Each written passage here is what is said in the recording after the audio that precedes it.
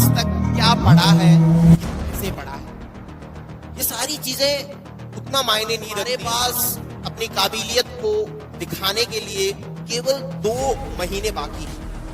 हम आज फिजिक्स के उन टॉपिक्स के बारे में बात करेंगे जो तुम्हारे 2 महीनों के अंदर तुम्हारी फिजिक्स को बहुत ज्यादा स्ट्रांग बना देंगे। फिजिक्स के कुछ एक टॉपिक्स हैं, उन टॉपिक्स के बारे में मैं बताऊंगा तुम्हें कि कैसे तुम्हें इन टॉपिक्स को पढ़ के अपने आसानी से नीट को क्लियर करना है। बहुत आसान है, करना उतना मुश्किल है नहीं जितना ज्यादा बैठ रखा है। आज मैं कुछ टॉपिक्स के बारे में बताऊंगा और उन्हें कैसे पढ़ना है ये भी बताऊंगा। चलिए डिस्कस करते हैं इस चीज को। इस स्टडी प्लान में सबसे पहला टॉपिक जो है वो है यूनिट एंड डायमेंशन। ये तुम्हें पढ़ के जाना है। यहां पे हम तुम्हें कुछ डू एंड डाई टॉपिक्स बताएंगे कि तुम्हें क्या करना है और क्या नहीं करना है। वो टॉपिक्स बता रहा हूं जो पहले करने। यूनिट एंड डायमेंशन, इससे तकरीबन 2 से 3 सवाल आते हैं। ये टॉपिक तुम्हें छोड़ के नहीं जाना है। बहुत से ऐसे लोग होते हैं जो इस टॉपिक के लिए ये सोचते हैं कि यार इस टॉपिक को कैसे करें, कितना पढ़ें। 2 से 3 वैरायटी बनती है केवल। वो 2 से 3 वैरायटी तुम सोल्व करोगे, ये टॉपिक तुम्हारा कवर अप हो जाएगा। बहुत आसान है। इसलिए unit and dimension do and die topics में है। जिन टॉपिक्स पे मैं स्टार मार्क लगा के रख रखा है वो डू और डाई टॉपिक्स में है। ये हमारे टेलीग्राम चैनल पे मिल जाएगा तुम्हें, वहां पे तुम ज्वाइन कर लो उसे। वेक्टर उतना ज्यादा इंपॉर्टेंट है नहीं, करना चाहो मत करना, एक बार पहले वही टॉपिक करना जो मैं बता रहा हूं। यूनिट एंड डायमेंशन 2 से 3 सवाल आते हैं, मोशन इन 1 डायमेंशन और मोशन इन 2 डायमेंशन। वैसे काइनेमेटिक्स का पोर्शन आसान होता है, लेकिन मैं रिकमेंड नहीं करूंगा। तुम इसे बिना दिमाग लगाए भी सोल्व कर सकते हो, तो इस पे दिमाग मत लगाना, ये डू एंड डाई टॉपिक्स में नहीं है। अब आता है लॉज ऑफ मोशन। ये टॉपिक जरूर पढ़ के जाना है। यदि तुम्हें पढ़ना है अच्छे से तो मैंने डाल रखा है इसी यूट्यूब चैनल पे, तुम जाके देख लीजिएगा। बहुत प्यारे से पढ़ाया है मैंने ये चीज। तो लॉज ऑफ मोशन में कुछ नहीं करना है, केवल फोर्सेस का ज्ञान लेना है यार, कि तुम्हें टेंशन कैसे लगाना है, तुम्हें फ्रिक्शन कैसे लगाना है, तुम्हें नॉर्मल रिएक्शन कैसे लगानी है, तुम्हें सेंट्रीपिटल और सेंट्रीफ्यूगल फोर्स कैसे लगाने है, वो सब मैंने सिखा रखा है। तो लॉज ऑफ मोशन में वैसे तो सेंट्रीपिटल और सेंट्रीफ्यूगल फोर्स सर्कुलर मोशन में काम में आते हैं, लेकिन तुम्हें टेंशन रस्सी में कैसे, फ्रिक्शन और नॉर्मल, ये 3 फोर्स लगाना सीख के लॉज ऑफ मोशन पूरा कवर हो जाएगा। ये टॉपिक डू एंड डाई में है, ये करके ही जाना है तुम्हें। फिर आता है सर्कुलर मोशन। सर्कुलर मोशन में 2 टॉपिक आते हैं, हॉरिजॉन्टल सर्कुलर मोशन और वर्टिकल सर्कुलर मोशन। केवल 2 टॉपिक पढ़ के तुम इस टॉपिक को पूरा कवर कर सकते हो। तो इसमें एक तो हॉरिजॉन्टल सर्कुलर मोशन आता है और दूसरा आता है वर्टिकल सर्कुलर मोशन। ये 2 टॉपिक हैं, इसे भी पढ़ना है तो मैंने बहुत प्यार से पढ़ा रखा है यहाँ पे, तुम इसे जाके देख सकते हो। बहुत प्यार से पढ़ा है। ये डू एंड डाई टॉपिक्स में इसे करना ही करना है, क्योंकि ये तुम्हें, ये लॉज ऑफ मोशन तो 2 सवाल देता है, सर्कुलर मोशन तुम्हें 3 सवाल देता है। बहुत प्यारा है, 2 से 3 सवाल देता है। कई बार बहुत ज्यादा सवाल भी एक्सटेंड कर देता है। नीट 2016 में 3 सवाल दिए थे, 2 से 3 सवाल अमूमन इस टॉपिक से आते हैं। इस टॉपिक को छोड़ना मत यार, बहुत आसान टॉपिक है, बहुत ज्यादा तुम्हारी स्कोरिंग करवाएगा। Rotation motion, centre of mass important है। कोलिजन वो सवाल आते हैं आजकल, तुम सवाल की वैरायटी सोच के चलो। एक मास दूसरे मास, एक एम एक 4 एम का मास, दोनों भिड़ते हैं, फिर ई बता दो। तो ई पूछने के सवाल मेनली कोलिजन से आते हैं, तो कोफिशिएंट ऑफ रेस्टिट्यूशन, ये इसके सवाल आते हैं ई से। रोटेशन मोशन में पूरा मत पढ़ना इस टॉपिक को। ये टॉपिक थोड़ा सा मुश्किल लगता है लोगों को, ज्यादा दिमाग मत लगाना इस टॉपिक में। केवल 2 टॉपिक मैं बता रहा हूं, वो पढ़ लेना। एक तो टॉर्क लगाना सीख लेना, ओके। और दूसरा जो टॉपिक है वो है एंगुलर मोमेंटम, और एक है कंजर्वेशन ऑफ एंगुलर मोमेंटम। एक है कंजर्वेशन ऑफ एंगुलर मोमेंटम। तो 2 चीजें तुम्हें सीख लेनी है कि एंगुलर मोमेंटम कैसे लगाते हैं और कंजर्वेशन ऑफ एंगुलर मोमेंटम। बस ये 3 टॉपिक, 2 सवाल पूछेगा इन 3 टॉपिक में से, टॉर्क, एंगुलर मोमेंटम और कंजर्वेशन ऑफ एंगुलर मोमेंटम से। इन्हें पढ़ के चले जाना, रोटेशन मोशन तुम्हारा कवर हो जाएगा। अब आता है वर्क, पावर एंड एनर्जी। पूरा मत पढ़ना, डू एंड डाई टॉपिक्स में नहीं है। केवल एक थ्योरम लगाना सीख जाना, वो है वर्क, वो है एनर्जी कंजर्वेशन की जो थ्योरम है वो एनर्जी कंजर्वेशन की थ्योरम मैंने बहुत बार सर्कुलर मोशन में लगानी सिखाई है, और उस थ्योरम को तुम अच्छे से लगाना सीख जाना, उससे एक सवाल पूरे पेपर में पक्का मिलेगा तुम्हें, ये मेरी गारंटी है। वो है kinetic energy initial, potential energy initial, kinetic energy final, potential energy final.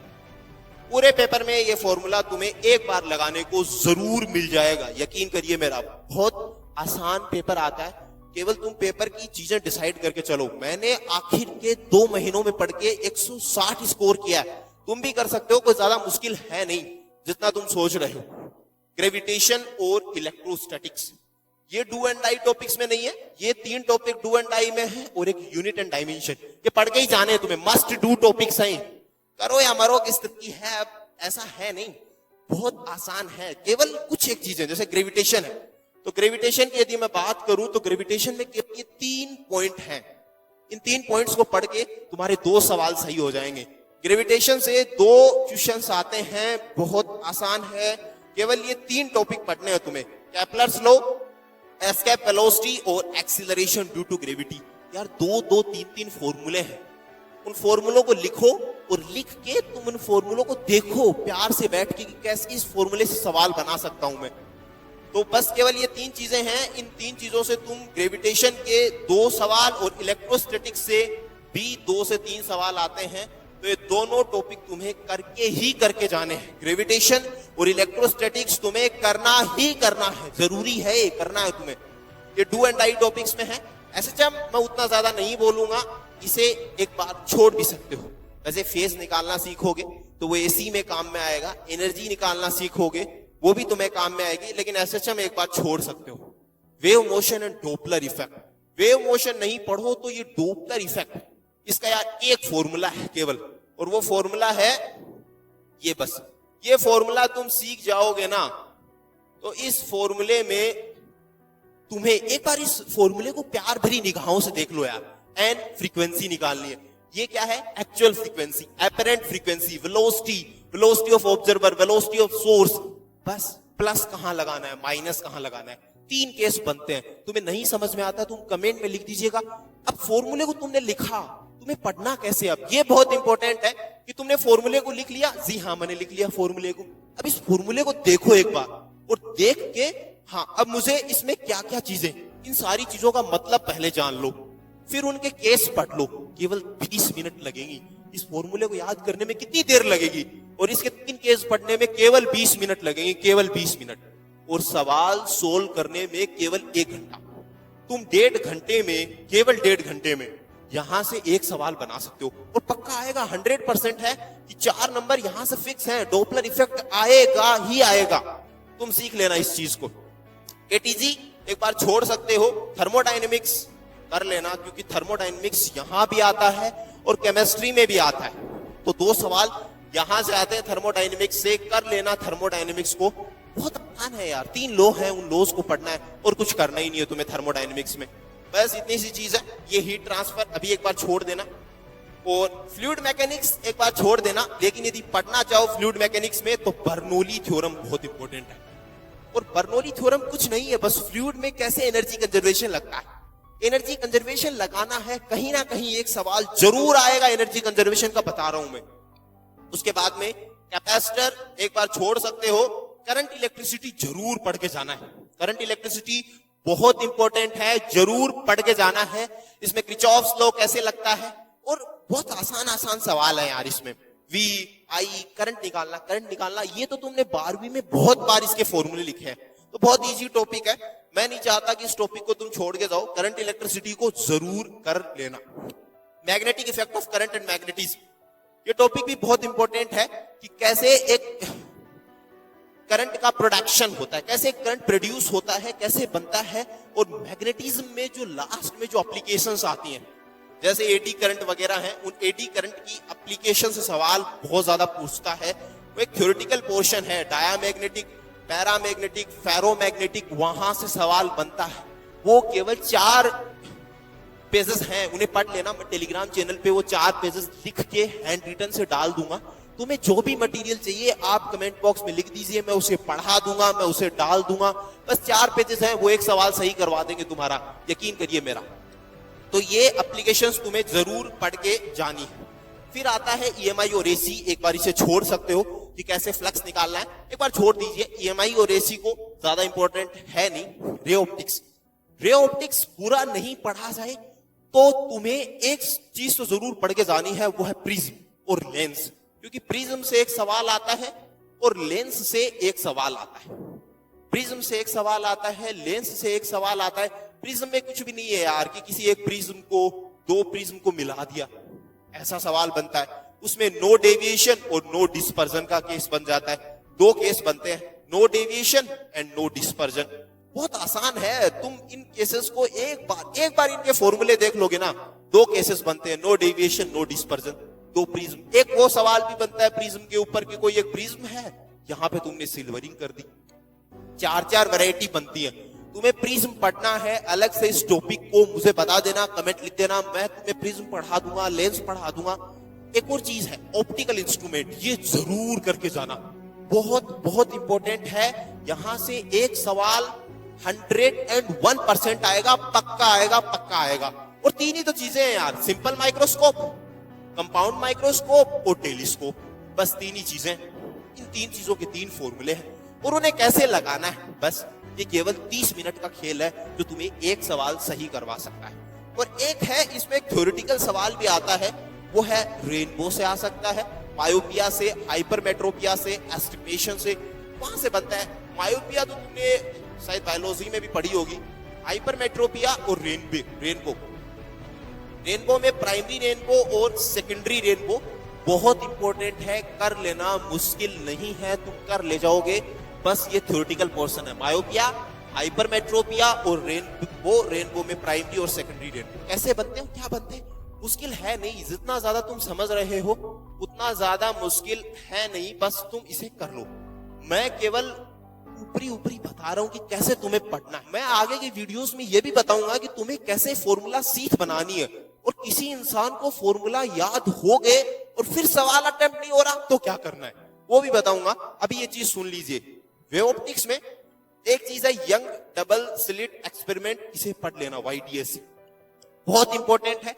और एक और लो आता है मेलस लो, ये कई लोगों ने इसका नाम नहीं सुना होगा, लेकिन मैं बता देता हूं। इसका एक फॉर्मूला होता है, वो पोलराइजेशन से आता है, I output equals to I naught cos square theta. यार ये एक फॉर्मूला है, कैसे लगाना है, कहां लगाना है, इस फॉर्मूले को तो लगा सकते हो ना। कभी तुमने पढ़ा है इस चीज को, इस फॉर्मूले को, या पोलराइजेशन को कभी पढ़ा है ना तुमने कि कैसे एक अनपोलराइज्ड लाइट को पोलराइज्ड लाइट में कन्वर्ट करते हैं। बहुत आसान है, मेरा यकीन कीजिए। और ये एक फॉर्मूला तुम्हें 4 नंबर पक्के दिलवाएगा 100%। फिर मॉडर्न फिजिक्स में जो फोटो इलेक्ट्रिक इफेक्ट है यार, इसमें एक ही फॉर्मूला है, वो फॉर्मूला है ये रहा। इस फॉर्मूला को तुम काइनेटिक एनर्जी को क्या लिखते हैं, फेर दो इस फॉर्मूले को, ये पक्का 4 नंबर दिलवाएगा। यही फॉर्मूला याद करना है। इस फॉर्मूले को जितना जी भर के देखना है ना, उतना जी भर के देख लो। यकीन करिए मेरा, ये फॉर्मूला तुम्हें 4 नंबर दिलवा देगा। तो ये फॉर्मूला तुम्हें 101% 4 नंबर दिलवा देगा। यकीन करिए मेरा, तुम कर ले जाओगे इसको। एक ही फॉर्मूला है फोटो इलेक्ट्रिक इफेक्ट का। एटॉमिक फिजिक्स ये जरूर कर लेना, क्योंकि एटॉमिक फिजिक्स और ये केमिस्ट्री में भी काम में आती है। Atomic structure, radio activity, T½ निकालना, first order reaction, second order reaction कैसे लिखते हैं, एक ही तो चीज बनती है यार। 100 से 50 करना है, 50 से 0 करना है, कैसे फर्स्ट ऑर्डर, कैसे 0 ऑर्डर, बहुत आसान है। रेडियो एक्टिविटी तुम्हें नहीं समझ में आती, मैं 4 वैरायटी कराऊंगा इसमें। ये कभी तुम लिख देना कमेंट में, मैं इसे करवा दूंगा। जो चीज तुम्हें नहीं आती मैं टेलीग्राम पे डाल दूंगा, करवा दूंगा। जो आसान टॉपिक है ना, वो जरूर करके जाना है तुम्हें। Semiconductor and logic gate, ये लॉजिक गेट का तो टॉपिक मैं कल सुबह इस टॉपिक को टेलीग्राम चैनल पे अपडेट करूंगा। 101% है। 4 ही चीजें हैं, वो तुम्हारे इंपॉर्टेंट है कि 4 नंबर यहां से तुम्हें लाने ही लाने। इसमें से 2 से 3 सवाल आते हैं।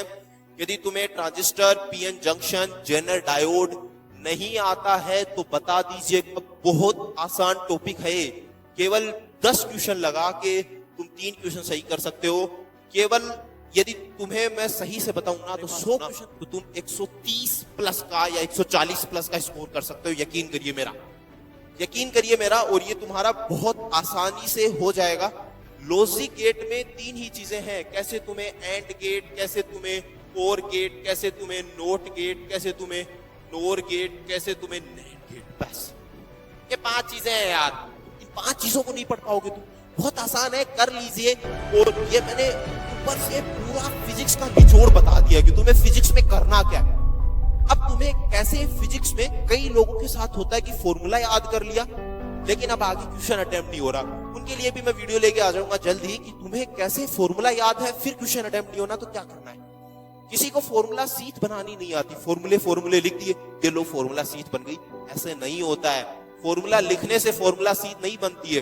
कैसे तुम्हें इन फॉर्मूले के साथ कहाँ क्या जोड़ना है, कैसा क्वेश्चन उसके साथ जोड़ना है, क्या करना है, सब तुम्हें मैं बताऊंगा। इसके साथ मेरे साथ जुड़े रहिए टेलीग्राम चैनल पे साथ, और तुम कर ले जाओगे, यकीन करिए मेरा। और जिंदगी में यदि थोड़ा भी पागलपन है किसी चीज को लेके, यार कोई पागल और जिद्दी इंसान ही इस दुनिया को तब्दील करने का अपने अंदर एक जुनून रखता है। ये जिद और ये तुम्हारा जो जुनून है, ये काबिलियत दिखाने का तुम्हारे पास एक बहुत बड़ा मौका है। यदि लाख मुश्किलें आ जाएं, हालात को तुम झुका ही ले जाओगे। झुकते हैं हालात, बस झुकाने वाले चाहिए। और तुम इस मुहिम का हिस्सा बनिए हमारे साथ। मैं बहुत सारी चीजों मिल के मेहनत करूंगा। यदि मेरी कही हुई बातों का तुम्हारी जिंदगी में यदि थोड़ी भी अहमियत रखती है तो कहीं जाके सुकून में मुझे धन्यवाद कह दीजिएगा। मैं अमित तिलोटिया आपकी मेहनत को सपोर्ट करता हूँ, आपके सपनों के लिए काम करता हूँ। कम ऑन, आओ मिल के मेहनत करते हैं।